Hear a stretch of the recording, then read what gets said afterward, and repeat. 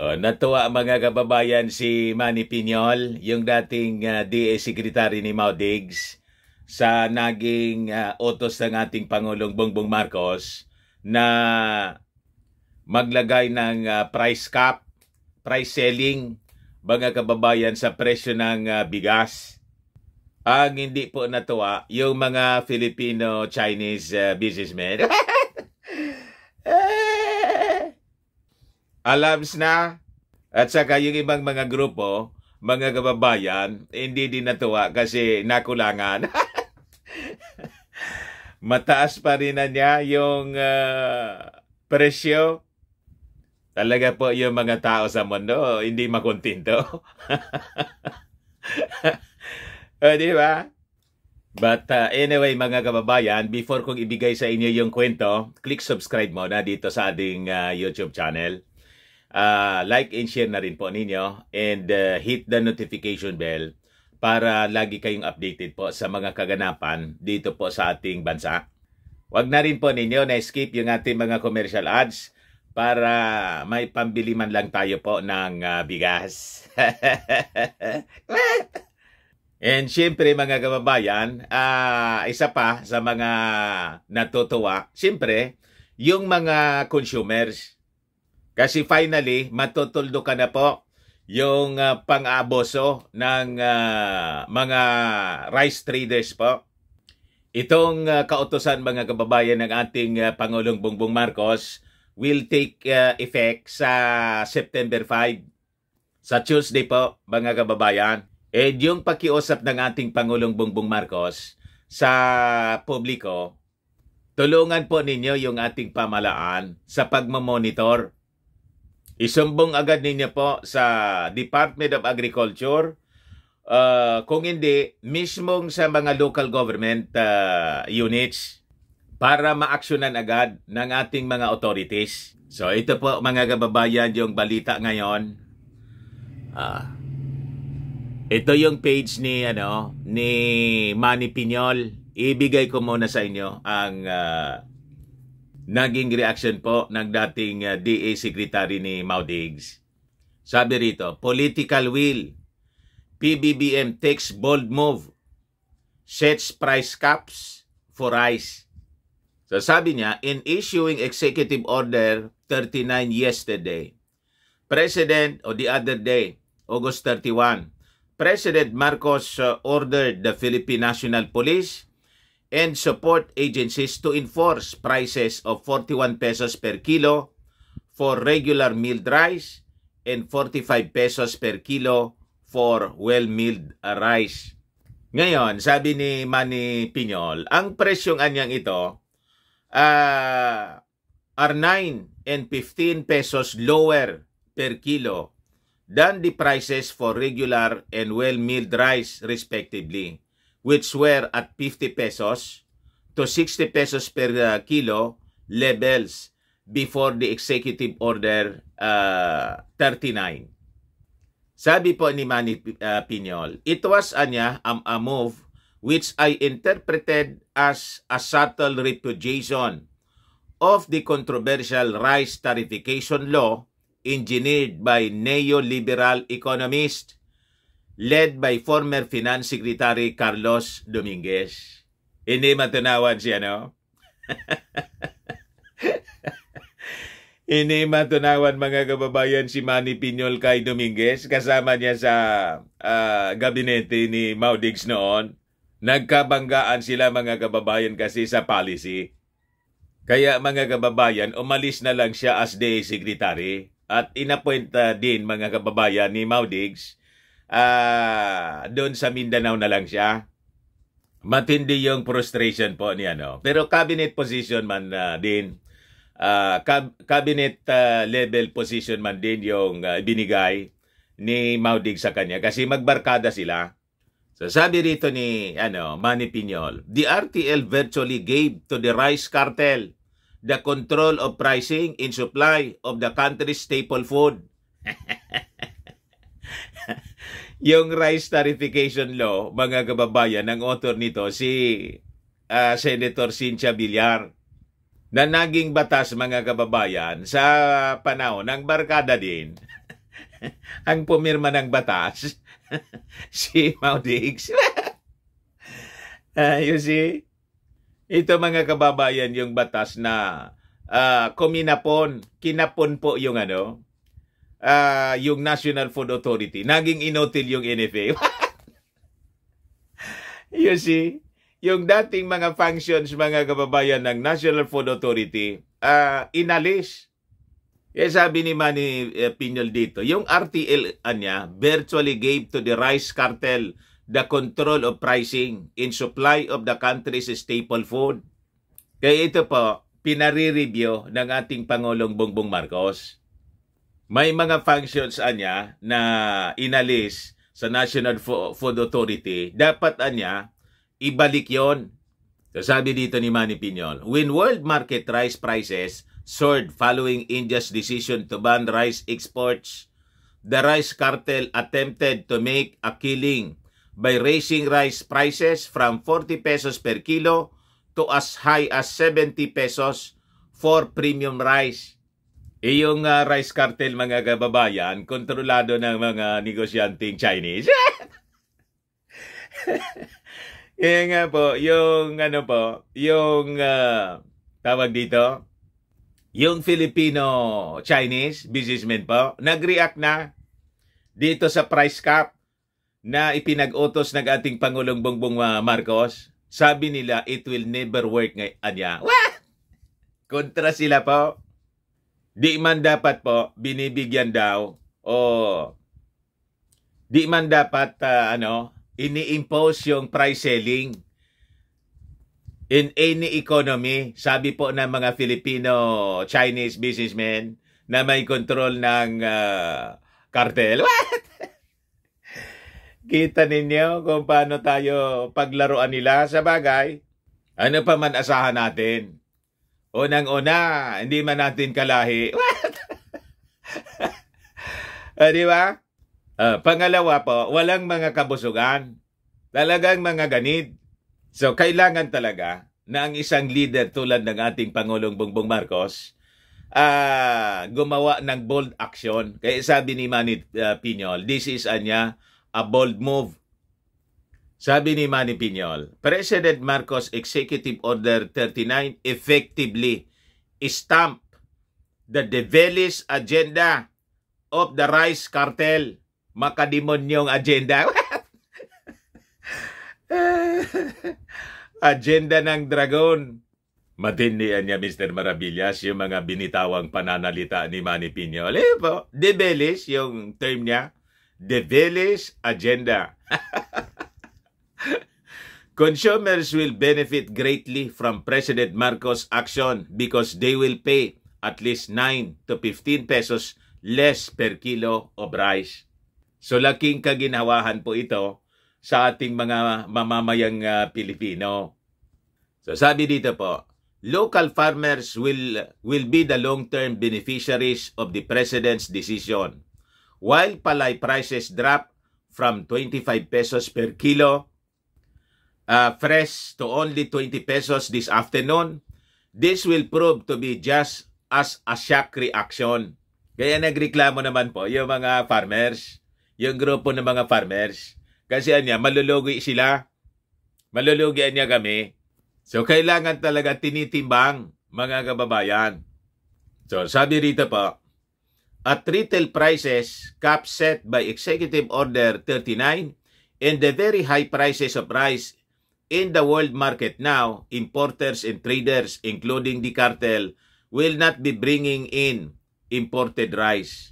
They are the biggest losers in this turn of events. Kaya galit po yung Filipino-Chinese community. Yung mga negosyanteng in chick po. Sila kasi yung may control ng cartel. Gusto nila, sila lang yung yumaman ng yumaman. Habang pinapahirapan nila yung ating mga Filipino consumers. Yung mga Chinese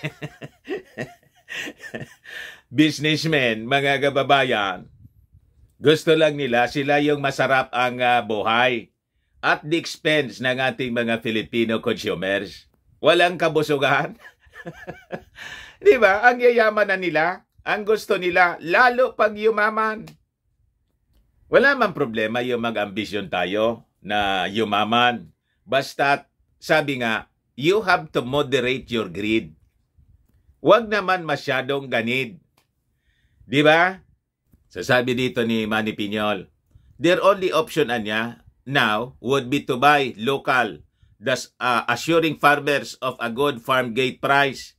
Once again, government has taken full control of the rice industry, even without amending the RTL. I think yung RTL po, after the review na ipinag-utos ng ating Pangulong Bongbong Marcos, baka i-amyenda mga kababayan. So sabi dito ni Manny Piñol, Executive Order 39, brilliant move. Panalo ang taong bayan. Ayas? Ito mga kababayan, yung naging utos ng ating Pangulo, report rice price cap violators. Marcos to public.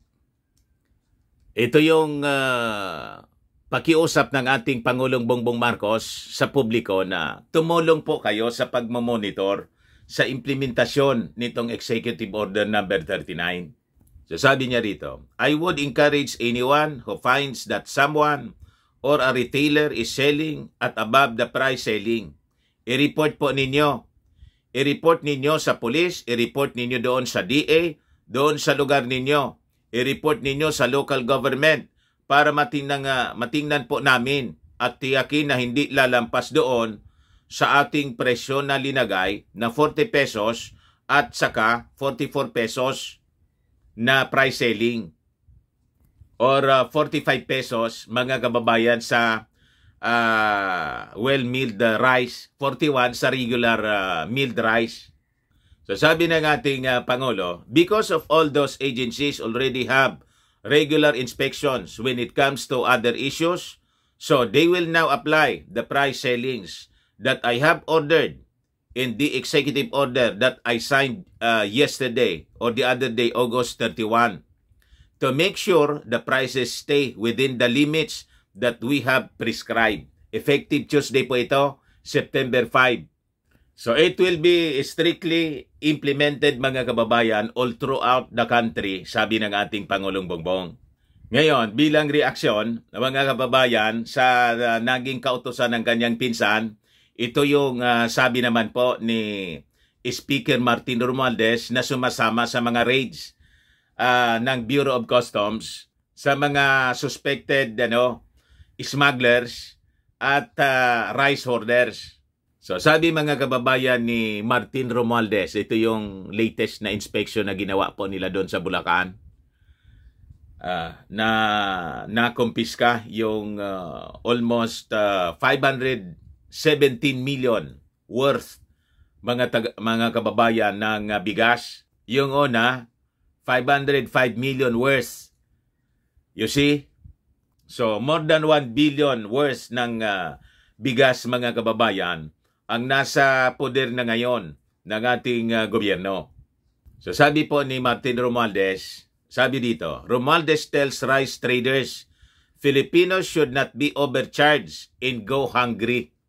So sabi rito, Speaker Ferdinand Martin Romualdez told members of the Philippine Rice Industry Stakeholders Movement or PRISM that the House of Representatives is dead serious in helping President Ferdinand Marcos Jr. stabilize the price and supply of rice. So sabi mga kababayan ni Martin, don't try to scare the government. The government can take over and do the importing itself and just break even or even subsidize. Huwag na inyo anyang tatakutin yung ating gobyerno. So tama ito na mga statement na nilalabas ng ating Speaker of the House. Yung ating Pangulong Bongbong Marcos, napiko na po Kaya gumamit na siya ng kamay na bakal. Kaya yung mga rice traders na nagsasabing malulugi sila, stop selling rice. Ganun lang itong mga Filipino-Chinese na nagrereklamo ngayon. Kung malulugi po kayo, then stop doing business. Wag na kayong magbenta ng bigas. Gobyerno na lang ang magbenta ng bigas. Kaya nga sabi natin mga kababayan, yung mga mahuhuli, kailangan siguro kasuhan at siyempre kakasuhan po. And finally mga kababayan, i-revoke na, i-cancela yung kanilang lisensya.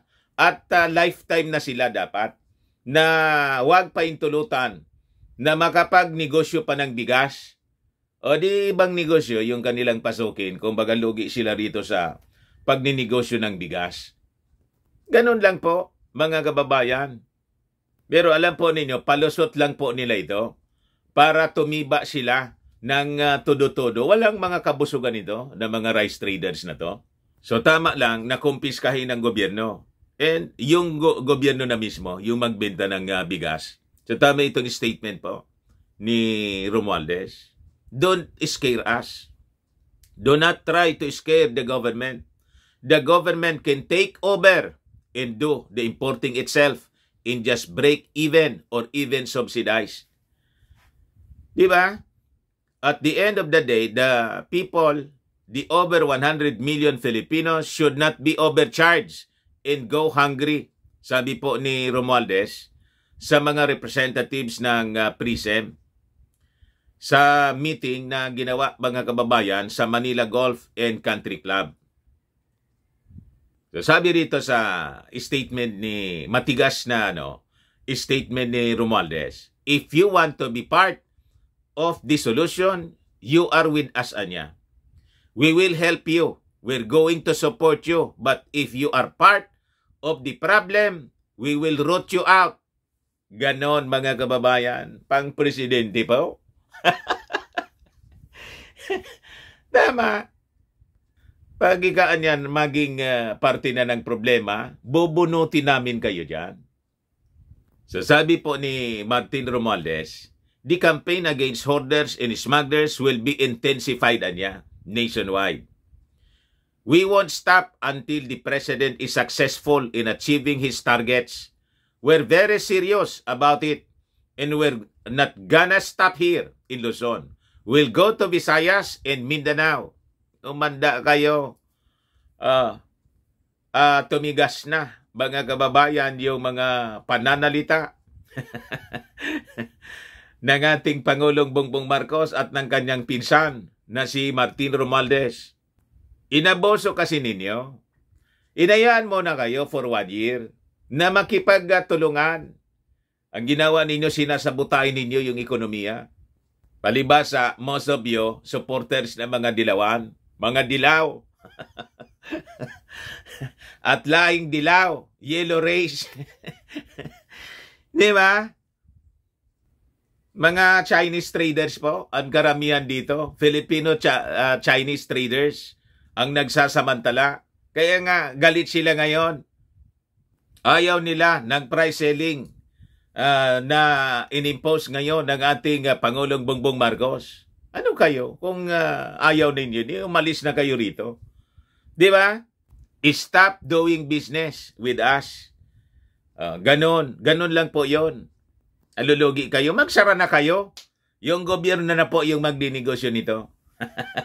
Through Kadiwa Centers, through the National Food Authority. Ano kayo, siniswerte? Bondat na kayo, wala pa kayong kakontintuhan. So sabi rito, Romualdez said, ceased rice will be given to the Department of Social Welfare and Development and to the Department of Agriculture and Kadiwa outlets to be sold at a cheaper price. Yun ang gagawin niya namin. He also noted that the owners of rice warehouses that were inspected in Bulacan and suspected of hoarding and smuggling were affiliated with PRISM. Kita niyo ninyo? Sila po. So sabi ni Martin, that PRISM PRISM could show their sincerity by helping the government unmask its members who are involved in unscrupulous trade practices. We will call them in. We will be the one to talk to them on our terms. If we have to detain them until they tell us the truth, we will do that. If we have to make sure they are out of the business of smuggling, profiteering, or hoarding, we will get them out. Yun po yung matigas na pahayag ng susunod na Pangulo. Yun ang kailangan po natin, hindi yung pa-cute-cute. Di ba? Huwag yung pa-cute-cute po na mga leaders at pro-China. Yung mga Chinese traders po dito, hindi naman po lahat. Yun ang involved dito mga kababayan sa hoarding, smuggling, price manipulation, sila lahat ang involved. Yes, sabi ko sa inyo, huwag ninyong iboboto po sa 2025 election, lalo na sa 2028 election. Yung mga pro-China at suportado nito mga Filipino-Chinese businessmen, pinaiikot po tayo nila, ginigisa tayo. Dito sila yumayaman sa ating bansa, pero tingnan niyo yung ginagawa nila sa atin. Pinagsasamantalaan tayo. In words, karamihan pa sa kanila, mga kababayan, mga tax evaders. Hindi nagbabayad ng tamang buwis. At siyempre, kasabwat kasi. Kaya nakakapamihasa sila. Namimihasa sa kanilang mga gawain. Kasi may mga kasabwat sa gobyerno. Tama? Ito yung naging posisyon po. Ayaw ng mga Filipino-Chinese businessmen po sa price cap. What? Ito yung balita from Manila Bulletin. Ayan basahin ko. FFCCCI says price control will never work. Kita ninyo? Mga ugali niyan. The Federation of Filipino-Chinese Chamber of Commerce and Industry Incorporated, the country's largest group of Filipino-Chinese businessmen and traders, said the imposition of price control in certain commodities in any economy will never work. What? Anong will never work? Sinasabi ninyo ito kasi mga members po ninyo, yung mga invuelto sa rice cartel. Di ba? Huwag kami, mga Filipino-Chinese traders. Kung ayaw ninyo, di umuwi na kayo sa bansa ninyo. Di ba? Doon kayo kay Xi Jinping. Dito kayo yumayaman sa amin. Sino nagpapayaman sa inyo? Filipino consumers. You see? Sumobra kayo, nakikipagkaibigan kami sa inyo, inayaan namin kayo na magnegosyo rito. Di ba? At yung mga Filipino, empleyado ninyo eh. Nakakalungkot nga eh. Kayo yung amo namin. Di ba? Kasi yung mga Chinese po, mahihilig sa negosyo. Yung mga Filipino, karamihan, gusto mag-empleyo. What? Di ba? Hindi naturuan ng maayos. Kaya nga kailangan yung pagiging entrepreneur, pag-aralan dapat natin na mga Filipino. So we take over all the businesses. Di ba? Sila ngayon ang kumukontrol sa supply ng bigas. Lahat ng commodity. Di ba? Silang may hawak, mga kababayan. So sabi rito ng mga Filipino-Chinese, price control will never work in any economy. This was pointed out by FFCCCI President Cirilio K. Pedro when asked for his thoughts on the issuance Friday, September 1 by Malacanang of Executive Order Number 39, which caps the prices for regular milled rice at 41 pesos a kilo and well-milled rice 45 pesos per kilo. Hindi pa sila makontento. Ang farm gate po, mga kababayan, ng bigas, nasa 20 pesos to 23 pesos per kilo. Yun ang farm gate. Sobra doble yung patong. Hindi pa sila makontento doon, mga kababayan. Gusto nila triplihin. Kung hindi kasopangan ang tawag dyan, ano? Ano yung tawag ninyo kung hindi kaswapangan po? Sobrang kaswapangan, mga kababayan. Di ka makontento ng doble? Gusto mo, triplihin pa? From 20 pesos yung bilihan nila? Pagkatapos, inimbak lang nila, mga kababayan, sa itinago lang nila sa mga bodega nila, mga kababayan, na ayun, na-discover ng ating Bureau of Customs, ng ating mga authorities. Tapos, ibibenta nila sa presyong 50 to 70 pesos. Nasaan ang hustisya doon? Ngayon, yung ating Pangulong Bongbong, naglagay ng price cap. Tama na niya yung 41 pesos hanggang 45 pesos yung presyo per kilo. Galit pa. Dublado na nga. Hinayaan yung iba nga, ang sabi, dapat 37 pesos lang. Galit nga yung mga farmers. Kasi ang resulta niya nito, bababa din yung bili sa amin. Huwag ninyo kasi na ibenta dito sa mga swapang na mga rice traders. Mag-organize kayo. Di ba may mga farmers cooperatives? Kayo ang direktang magbenta in the market. Pinapadaan pa kasi ninyo sa mga swapang na mga middlemen, mga rice traders. Yan ang problema eh. Kaya importante turuan kung paano, mga kababayan, direkta na magbenta yung mga farmers sa market. Learn to be a businessman. Tingnan ninyo, kayo yung pagod na pagod sa pagbubungkal ng lupa. Tapos yung namimili na mga rice traders na may kapital lang na pinautang sa inyo, wala kasing kapital kayo eh. Sila na ngayon ang namamakyaw. Naghakot lang, mga kababayan, ng bigas papuntang molino nila, mga rice mills. Tapos, inimbak sa bodega, hindi mo na ibininta, hinold. Ayun. Paglabas sa market, napakamahal na, triple na yung presyo. You see?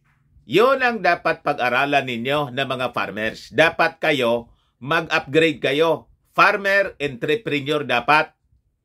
Hindi yung farmer lang. Kasi, ang yumayaman, yung negosyante.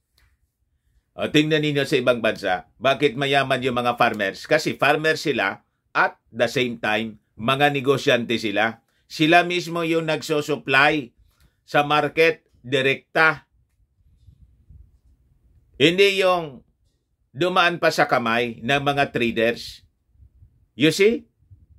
Ito yung gustong mangyari ngayon. Ito yung gagawin ng ating Pangulong Bongbong Marcos.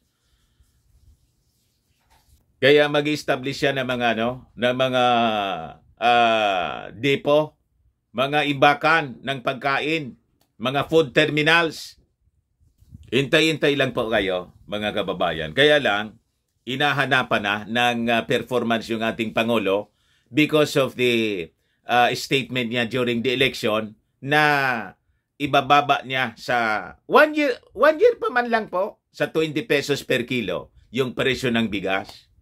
Sabi nga po natin, mga kababayan, nineglect for close to 40 years yung industriya ng agrikultura ng previous administrations. Ilang administrasyon, mga kababayan, yung nagpabaya. Tapos hinahanapan ninyo, gusto ninyong i-reverse ito lahat in 1 year. Nasaan ang hustisya? Di ba? Nag-iisip ba kayo? 1 year pa lang, hinahanapan ninyo. Buti nga yung ating Pangulong Bongbong Marcos, mga kababayan. May aspiration siya na ibaba. That is an aspiration, my dream. Na ibaba sa 20 pesos. Bakit kayo na daldal ng daldal? May objective man lang kayo na gustong maabot na ibaba sa ganong level? Di ba wala? Yung kritika ng kritika sa ating administrasyon, yung mga nagmamagaling, nagawa ba ninyo na maibaba yung presyo ng bigas? Di ba hindi? Masyado kayong madaldal. Magaling lang kayo sa pagdadadaldal. Pero ano yung ginawa ninyo noong panahon? Halimbawa si Kiko Pangilinan, Naibaba niya sa 20 pesos? Di ba hindi din? Lahat lang kayo sa politika. Magagaling kayo sa pagdaldal, sa trabaho. Wala man, yung epekto nga ito eh. We suffer for long years. Ilang taon na, ilang decades na ganito tayo. I-appreciate na lang natin na yung ating Pangulong Bongbong Marcos, may objective siya na ibaba. Dapat matuwa kayo. At least may objective siyang ibaba. Kayo, may objective kayong ganon? May aspirasyon kayong ganon? Di ba wala? Diba? At least yung Pangulong Bongbong Marcos nangangarap na bawasan yung presyo ng bigas sa level na matutuwa yung lahat. Pag na-achieve po, magtulong-tulong po kasi tayo.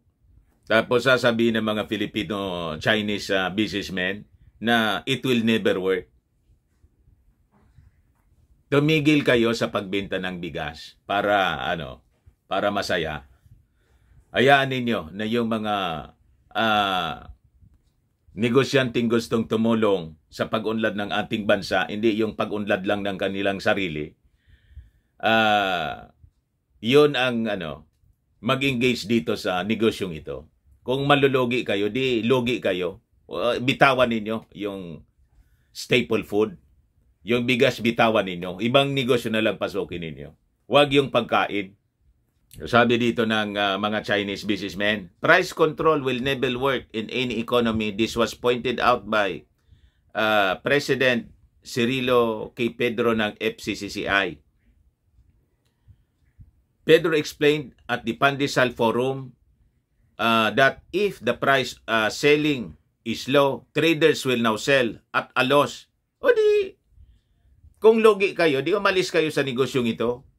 It is a function of demand and supply. If demand is higher than the supply, then prices will go up. Price control will never work. Huwag niyo kaming inuuto. We were not born yesterday para maniwala sa inyong mga sinasabi. So sabi niya, instead the businessman urged government to look at the issue of rice production holistically. He said there are hybrid quality rice, but selling at affordable price will require further study on what goes into its production. This include fertilizer, labor, and weather. Yung fertilizer po kasi, ang may control na negosyante, kayo pa rin. What? Di ba? Yung mga farm implement, sino yung nagbibenta niyan? Di ba kayo? Kaya yung may control ng production ng pagkain dito, kayo, you see? Kayo yung may mga, may-ari ng malalaking lupa. Kaya nga kontra kayo, pati yung agrarian reform. Kasi kayo, di ba kayo yung mga may-ari ng mga malalawak na rice fields? You see?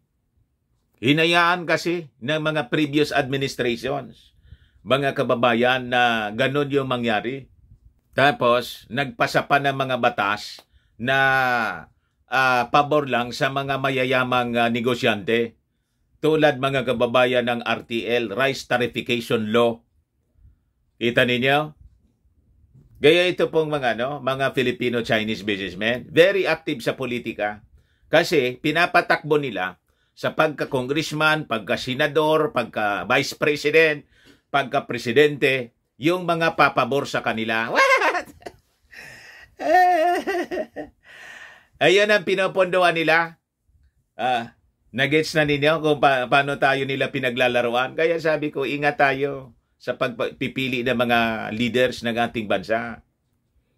Sabi niya rito, there are elements niya that affect production.